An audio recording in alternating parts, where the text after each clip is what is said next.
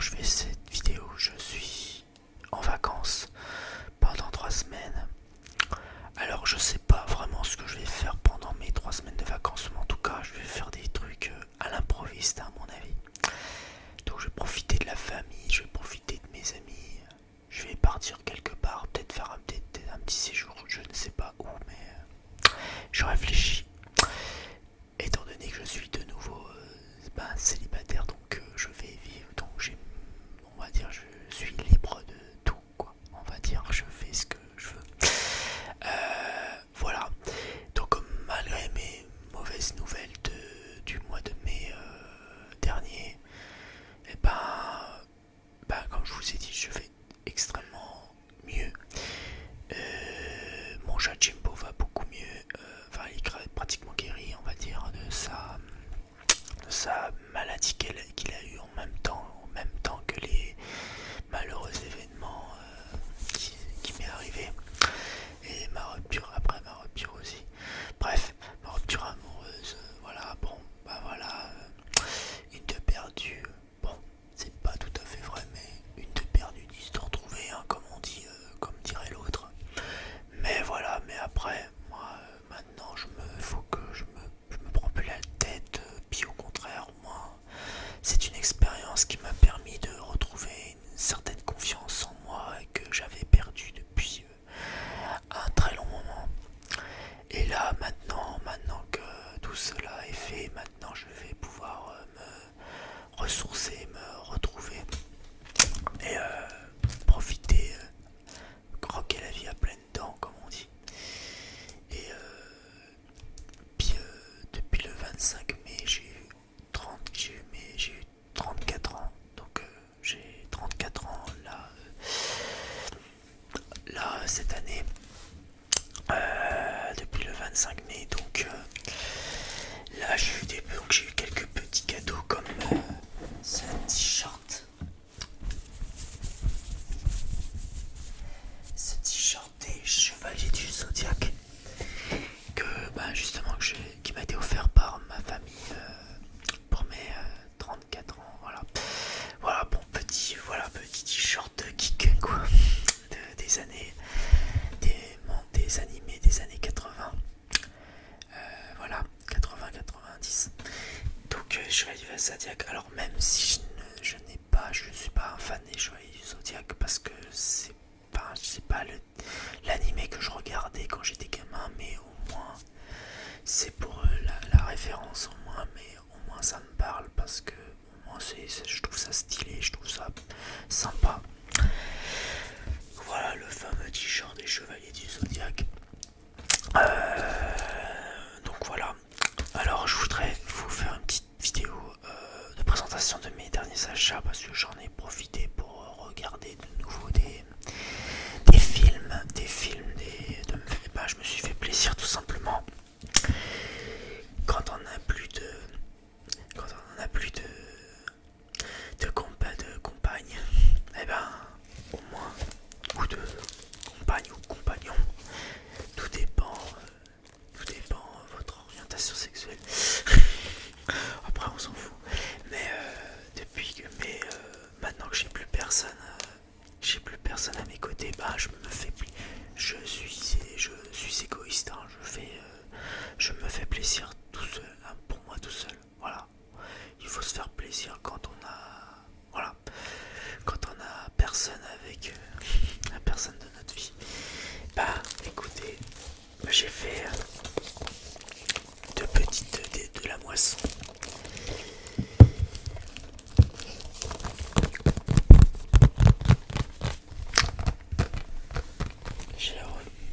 C'était l'heure de la moisson de films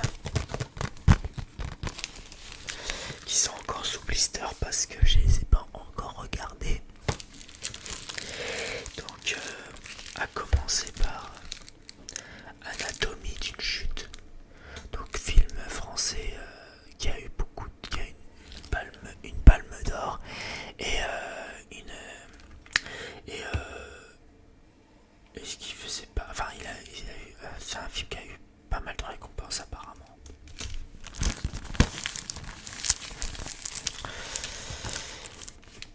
Après, je sais pas si c'est le genre de film qui va m'intéresser le plus. Si ça sera, si ça se trouve, ça sera un coup de cœur, soit c'est pas ce genre de, en tout cas, c'est pas le genre de film que je regarde tous les 4 matins, en tout cas. Mais bon, pour la découverte, je vais regarder ça, quoi. Voilà. Je vais regarder, voir si ça me plaît ou pas, quoi. Voilà, voilà. J'ai comme l'impression d'entendre un bruit, un drôle de bruit, mais je sais pas d'où ça. Donc, anatomie d'une chute.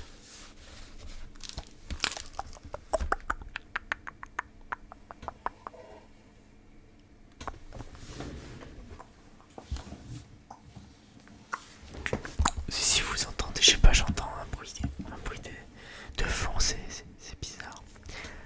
Donc voilà, et deuxième Blu-ray. Alors c'est pratiquement que des Blu-ray. Il y a juste deux DVD mais qu'on m'a prêté, mais ça n'a rien à voir.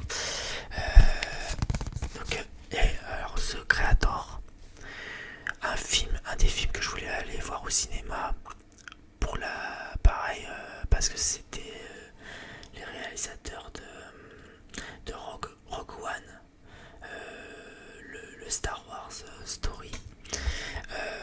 Donc c'était les mêmes réalisateurs qui ont réalisé Rogue One.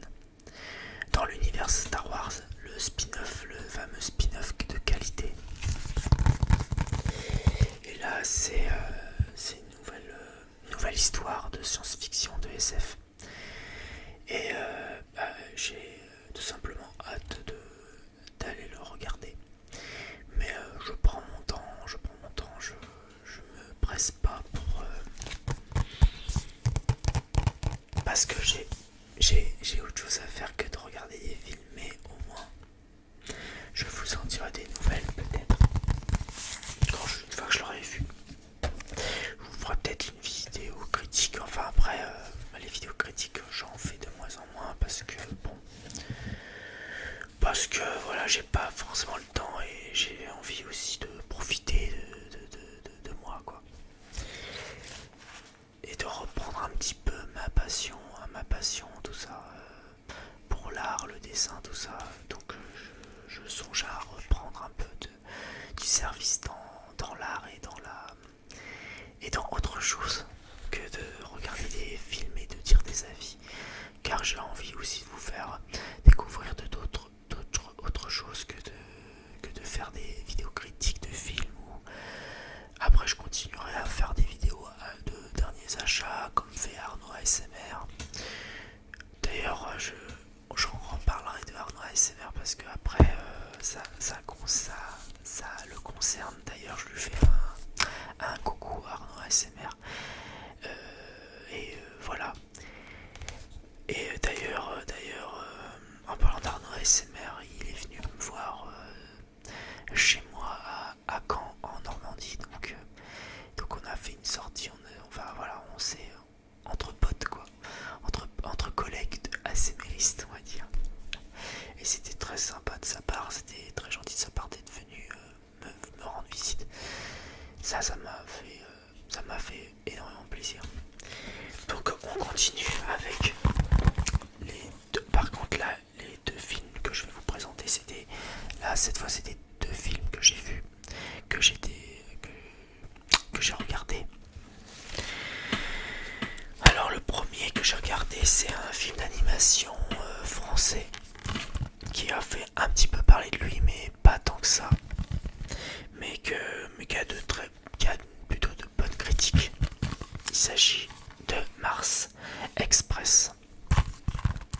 Alors Mars Express, pour être honnête, c'était un film d'animation sympathique, voilà, un peu ni plus ni moins. Je l'ai pas déjà au niveau de l'animation, j'ai pas trouvé ça très impressionnant. J'ai trouvé ça l'animation assez simpliste. Voilà, donc parce que niveau animation, j'ai connu mieux, j'ai connu plus original. La direction artistique, j'ai connu plus original aussi. Mais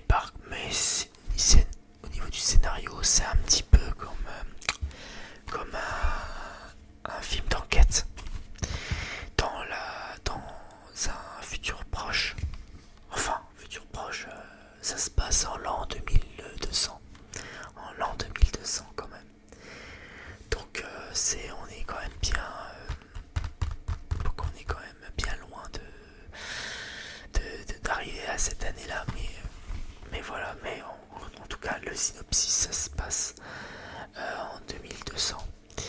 Et ça parle de robots, d'humains. Un petit peu, ça ressemble un petit peu à Matrix. Ça ressemble un peu je dirais que ça est un peu inspiré de Matrix et Blade Runner pour le côté enquête.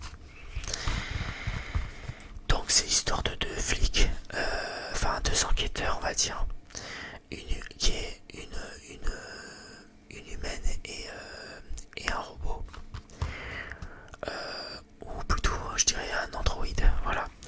C'est l'histoire de deux enquêteurs, une humaine, enfin c'est une femme et un androïde qui enquête sur un éventuel corruption, je pourrais dire grosso modo sans vous spoiler, c'est contre un soupçon de corruption, de complot, de théorie du complot, etc. Pour que les humains se mènent une guerre contre les machines en fait, où les êtres humains mettent en place. Oh, c'est mon chat qui fait le con. Ah oui, sans bruit. C'est l'histoire, grosso modo, ils enquêtent sur une éventuelle révolution des humains contre les androïdes et contre une certaine intelligence artificielle. Alors après, j'ai pas tout compris, mais en grosso modo, c'est ça quoi. Donc c'est un film assez touchant, assez sympathique, assez touchant dans l'ensemble, mais ça m'a pas versé de larmes, ça m'a pas touché tant que ça. Et c'était festival et ça a été présenté au festival d'Annecy. Donc vous connaissez plus ou moins la ville d'Annecy qui est réputée pour son école de films d'animation. Et pareil, sélection officielle du festival de Cannes aussi, pareil, dans le genre animation. Donc c'était un bon film d'animation à la française. Donc on reconnaît quand même l'ambition, le potentiel scénaristiquement, voilà. Scénaristiquement c'est bien écrit, c'est plutôt bien, c'est assez dynamique, c'est dans l'ensemble. Il y a pas ça se regarde assez facilement. Par contre au niveau de l'animation, moi je le trouve assez basique, assez classique. Je le trouve pas extraordinaire, mais il y a de bonnes idées, on passe de bons moments. On s'ennuie pas vraiment. En fait, c'est vraiment entre, je dirais ça, c'est comme je disais, ça se situe entre Matrix et Blade Runner. Mais je dirais plus ça se penche plus sur un Blade Runner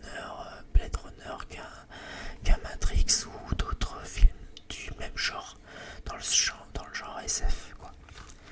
Donc c'était, pardon, excusez-moi. Donc ça reste sympathique mais sans plus. Pour dire que j'ai connu mieux en termes de films d'animation. Mais ça à regarder quoi. Peut-être que si vous avez aimé le genre Blade Runner et tout, je crois que c'est un film d'animation mature et ça pourrait vous intéresser. Et il y a des scènes, quelques scènes assez gore aussi. Il y a quelques scènes assez violentes. C'est assez violente, mais pas de quoi fouetter un chat quoi, ça reste correct dans l'ensemble. Voilà. J'ai regardé ce film là aussi, qui fait partie de... Ah ça y est, un problème avec le focus.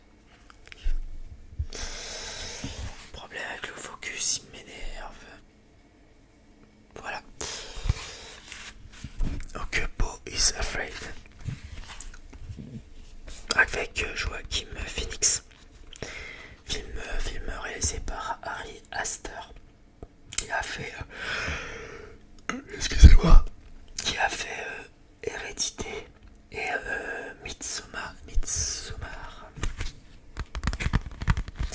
Midsommar d'ailleurs, en parlant de ce film, Midsommar, je l'ai vu sur Prime Video.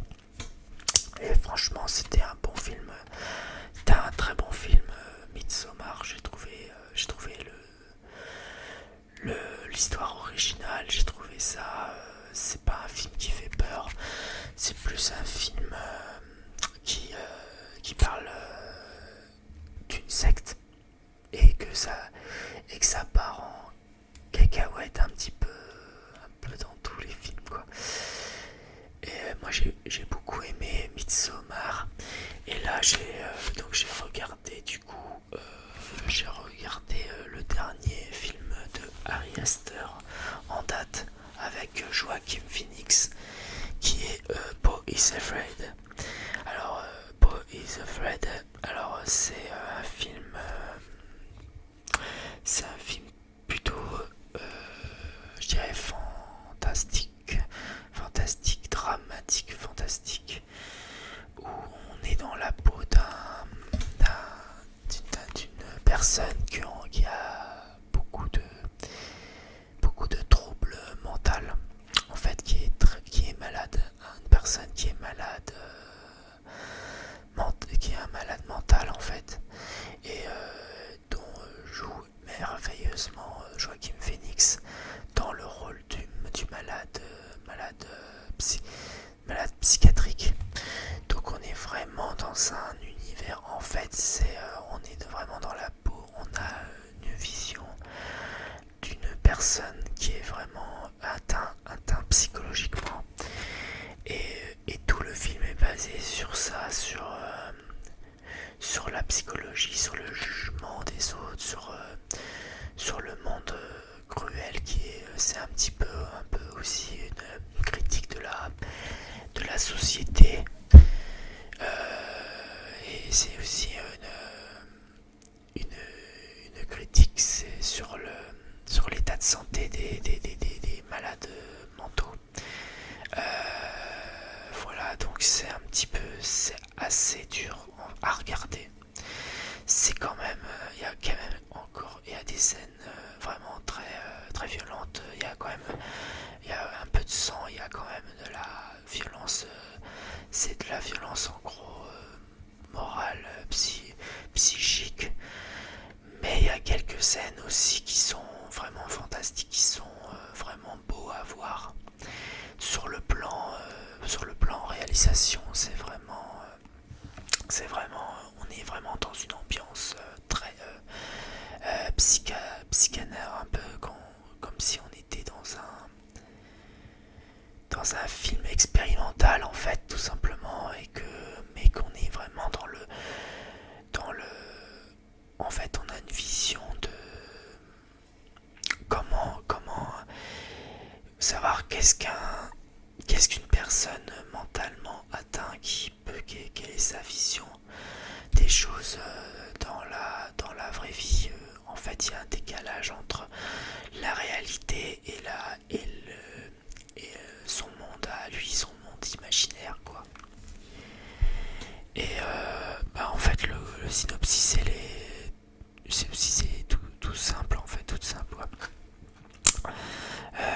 De ses rêves les plus sombres naîtra sa plus grande aventure. Beau tente désespérément de rejoindre sa mère, mais l'univers semble se ligner contre lui. En gros, voilà, c'est quelqu'un vraiment qui a des gros troubles mentaux, qui voit comme si tout le monde était contre lui, alors qu'en fait, c'est plus subtil que ça. Psychologiquement, c'est très difficile à expliquer, mais je pourrais pas vous en dire plus. En tout cas, tout ce que je peux vous dire, c'est que allez la voir si vous aimez ce genre de film. C'est un peu comme un film de genre à la française, seulement seulement c'est un film américain.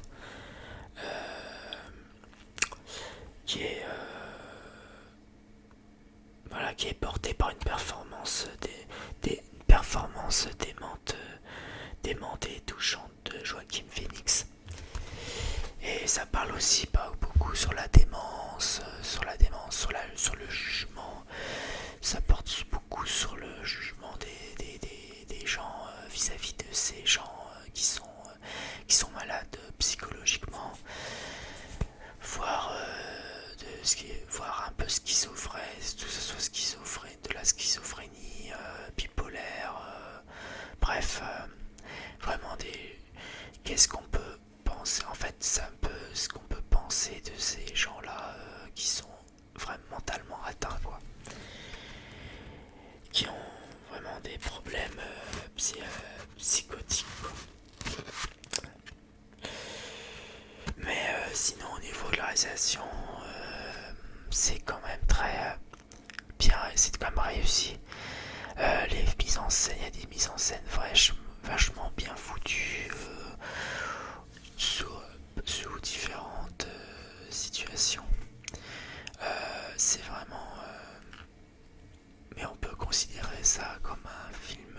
Ça peut être au niveau de la réalisation, c'est comme une œuvre d'art en fait, tout simplement. On peut voir ce film comme une sorte d'expérience vidéoludique, enfin pas vidéoludique, mais expérience cinématographique unique, assez unique dans son genre et esthétiquement, et des fois esthétiquement parlant, il y a des plans magnifiques, il peut y avoir quelques plans séquences assez réussis. Et il y a, voilà, avec entre les scènes violentes et les scènes plus posées, comment je peux dire, plus émouvant. Donc c'est vraiment un bon film. C'est vraiment un bon film. J'ai passé globalement un bon moment dans à regarder ce film. Et franchement, voilà, c'est comme une découverte pour moi. Mais ça, c'est ce genre de film qui est un peu qui est un genre de film déroutant en fait. Ça nous met un petit peu soit dans le malaise, soit dans la compréhension, parce qu'on comprend pas tout dès la première fois qu'on le voit. Mais c'est vrai que c'est psychologiquement c'est assez dur en fait, c'est assez dur. Mais c'est pas pour autant ce n'est pas un film qui fait peur, c'est pas un film à suspense, mais je vais dire plutôt dans les films un peu plus un peu dans la fantaisie. On est vraiment dans le cerveau de notre protagoniste qui est malade, et ça parle aussi de la culpabilisation, de la culpabilité, pardon.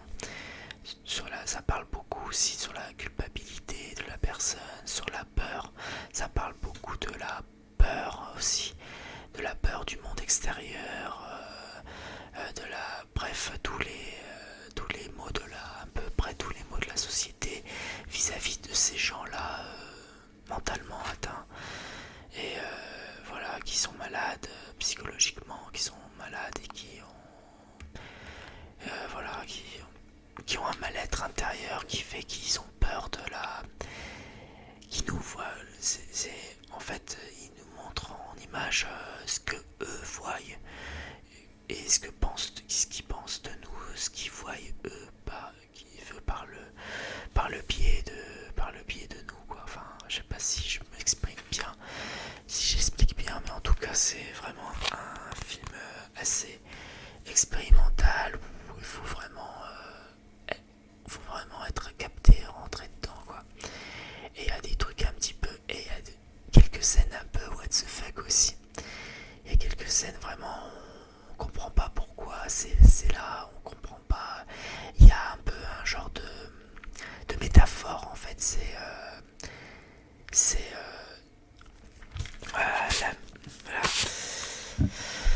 la maladie, en fait la maladie psychique de façon métaphorique en fait, simplement.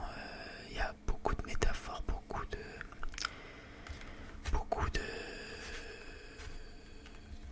je sais plus comment dire,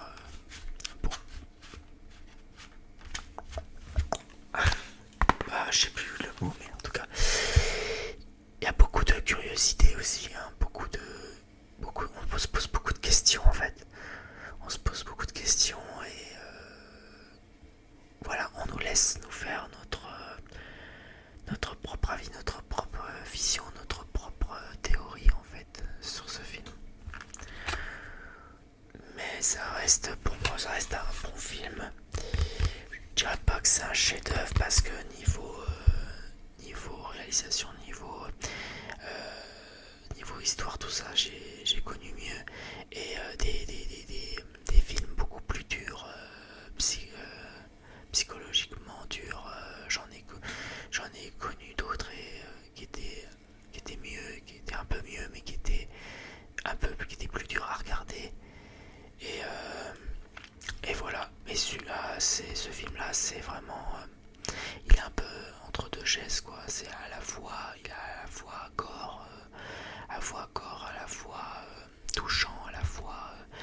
En fait, c'est un petit peu c'est un peu borderline. En fait, c'est un film un peu borderline et il faut vraiment être rentré, il faut vraiment être dedans pour bien comprendre le film, quoi.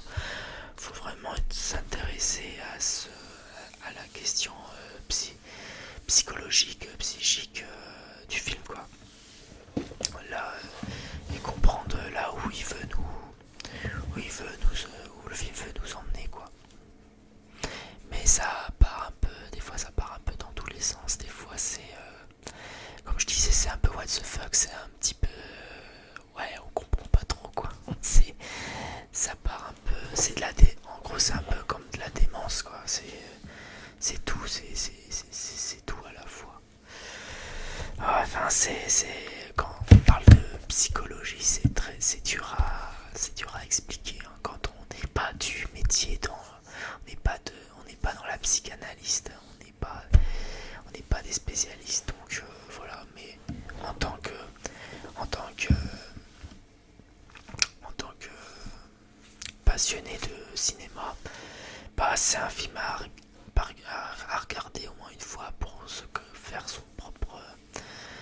sa propre vision du film, son propre opinion tout simplement. Et voilà.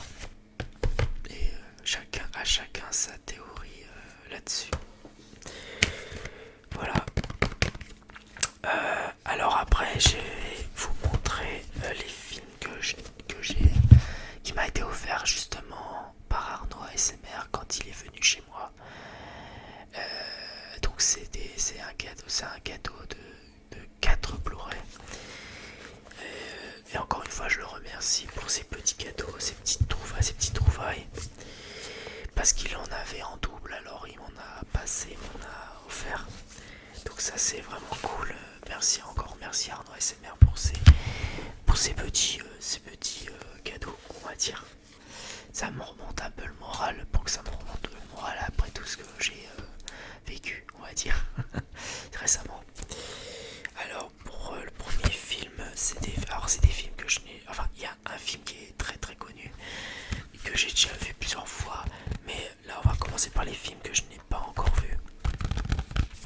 Il s'agit de Impitoyable. Et je connaissais pas ce film-là. Il a reçu 4 Oscars. Alors c'est un film de western apparemment, avec Clint Eastwood, Gene Hackman, Morgan Freeman et Richard Harris. Donc c'est du genre western. Donc à voir. À voir. Peut-être que ça va me plaire, peut-être que ça va pas trop me plaire parce que dans le genre western, c'est pas trop ma tasse de thé le genre western. Mais si le scénario est vraiment passionnant, et ben ok, moi je regarde, quoi. Ça peut m'intéresser, ça peut me plaire quand même. Après, il y a un film que je connais de nom mais que je n'ai pas vu. Il s'agit de Time Out avec Amanda Seyfried, je sais pas si je le dis bien, et Justin Timberlake. Pareil, je l'ai pas regardé. Ouais, 2070, le temps a remplacé l'argent, le compte à rebours a commencé. Alors pareil, de la SF encore, de la bonne SF. Ça a l'air d'être un bon film. Et je veux bien. Et ça m'intéresse évidemment de le regarder, d'être voilà. Et je vous en dirai peut-être des nouvelles. Et alors Lock Out, un film de Luc Besson. Alors apparemment c'est un film plutôt moyen, qualifié plutôt moyen, donc un film divertissant mais sans plus apparemment. Mais là je suis en train de le regarder mais je l'ai pas regardé jusqu'au bout pour l'instant. J'étais trop fatigué. Du coup j'ai arrêté en cours de route. Mais je vais continuer à le regarder jusqu'au bout. Pour me forger quand même mon propre opinion là-dessus. Parce que voilà. Pour l'instant le début est plutôt. Le début. C'était. Ouais. Ouais, pour l'instant je suis pas très convaincu du scénario. Mais pareil, c'est du SF aussi. Et ça se passe en 2079. Ça parle d'agents secrets, tout ça, qui doit s'infiltrer dans une prison parce qu'il y a eu une prise d'otage et tout. Et ça se passe dans l'espace, tout ça, la prison, ça se passe dans un vaisseau et tout. Donc en gros, le speech, c'est ça, quoi. Mais j'en dirai pas plus parce que j'ai pas envie de spoiler. Et puis, de toute façon, scénaristiquement, ça a l'air d'être très, très simple. Et c'est plus, je pense que c'est un film plus pour l'action, l'action, le divertissement et tout. En fait, c'est par les producteurs de Taken, plongeant dans un véritable The Arts dans l'espace. Ça s'inspire de The Arts mais dans l'espace en fait. Donc ouais, pourquoi pas. Mais faut que je continue à le regarder jusqu'au bout pour voir si c'était bien ou pas. Et enfin, on va passer au classique des classiques que Arnaud ASMR avait en double aussi, qui me l'a offert. Il s'agit ni plus ni moins que Titanic. Donc c'est vraiment un grand classique du cinéma, tout simplement, de James Cameron. Voilà, alors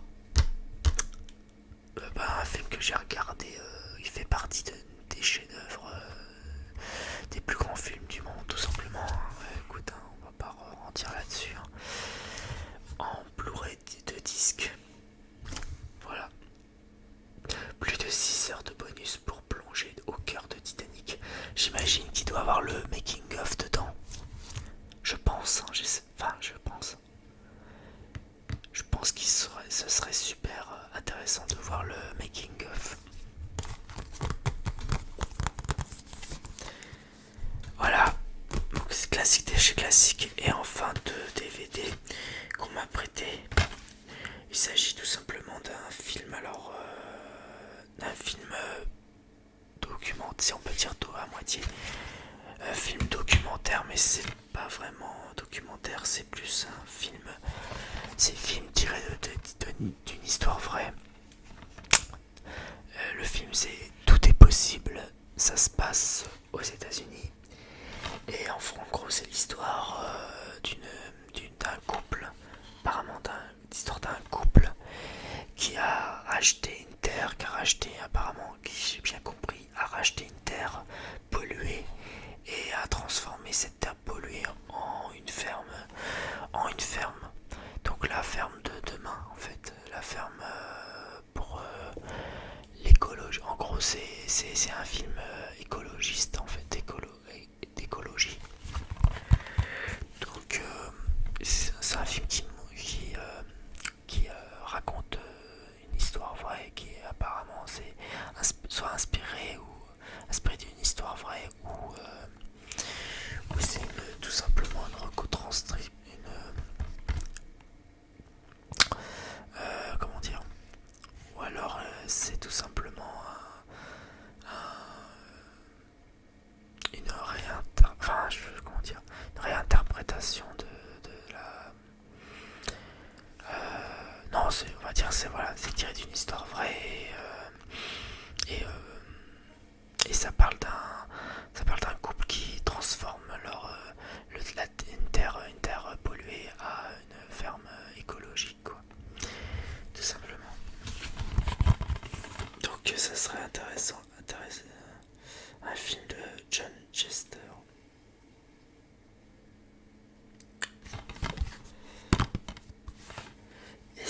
Et c'est co-réalisé par le réalisateur de Demain. Alors je sais plus qui a fait Demain, mais bref. En gros, c'est une enfin voilà, je vais vous lire le synopsis. John et Molly décident de quitter Los Angeles pour lancer dans le développement d'une ferme éco-responsable. Voilà, nous avons besoin de films d'histoire qui montrent que c'est possible, que nous pouvons travailler avec la nature et pas contre elle, qu'il est possible de se passer des pesticides, des engrais, restaurer les sols et faire revenir la biodiversité, économiser l'eau, redessiner les paysages. La ferme de John et Molly est un petit paradis où les humains, les animaux et les plantes tâchent de trouver un nouvel équilibre ensemble. Et c'est tout ce qu'il nous faut pour construire un autre futur.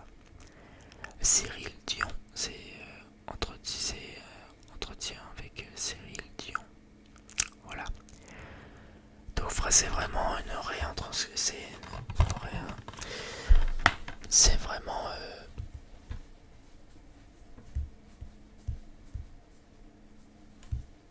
c'est vraiment une transmission d'une histoire vraie dans un film, en fait, si je peux dire ça comme ça, ou une réinterprétation d'une histoire vraie dans un film. Voilà. Voilà. Et enfin, un film que j'ai commencé à regarder mais que j'ai pas fini de regarder, et ça c'est un film japonais, un vrai film japonais, où ça parle d'Hiroshima. Ça s'appelle Pluie Noire. Alors je sais plus si je l'avais déjà montré ça. Mais dans le doute, je vous le montre, voilà. Alors c'est pareil, j'ai commencé à le regarder mais un peu tard. Et je l'ai pas fini de le regarder. Et c'est en version originale sous-titrée. Donc ça parle de la guerre mondiale et Hiroshima avant et après que la bombe qui a rasé Hiroshima. Ouais, ça se passe après la bombe atomique d'Hiroshima, quoi. Et ça parle de l'histoire, la vie. Ça parle de l'histoire d'Hiroshima, tout simplement, en fait. De l'avant et après, et l'après, quoi. Le 6 août 1945, la vie suit son cours. Comme tous les jours, un terrible éclair déchire le ciel, suivi d'un souffle terrifiant, et l'enfer se déchaîne. Des corps mutilés et fantomatiques se déplacent parmi les amas de ruines. Au même moment, Yasuko fait route sur son bateau vers la maison de son oncle. Une pluie noire s'abat alors sur les passagers. Quelques années plus tard, les Irradiés sont devenus des parias dans le Japon d'après-guerre. Voilà, donc c'est bien ce que je disais, c'est pour pas dire de bêtises. Ça se passait pendant, voilà, l'histoire se passe pendant et après et les conséquences de la bombe atomique à Hiroshima. Voilà. Donc un film dramatique, bien triste, tiré de notre histoire, tout simplement, du désastre,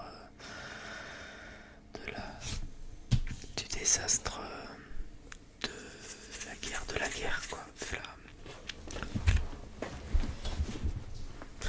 Et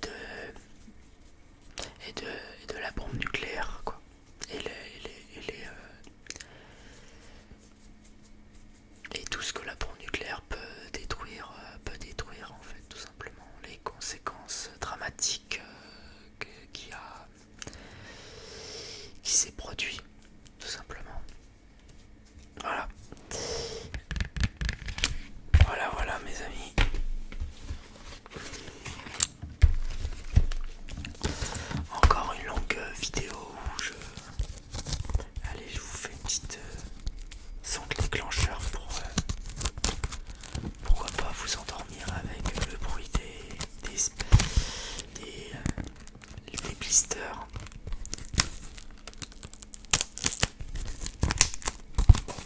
Le son du plastique, ça vous a peut-être manqué ça.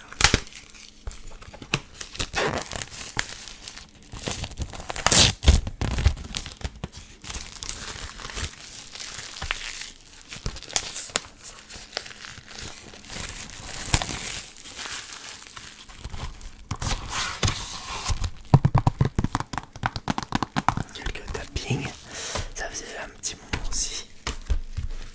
Voilà.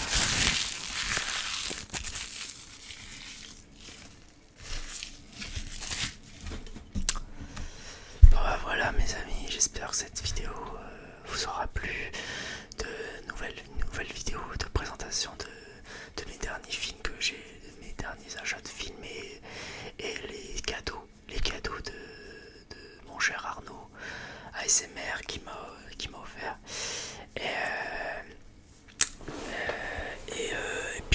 Et d'autres trouvailles qui est sympathique aussi. J'espère que cela vous aura plu. N'hésitez pas, comme d'habitude, à lâcher des likes, commenter, partager.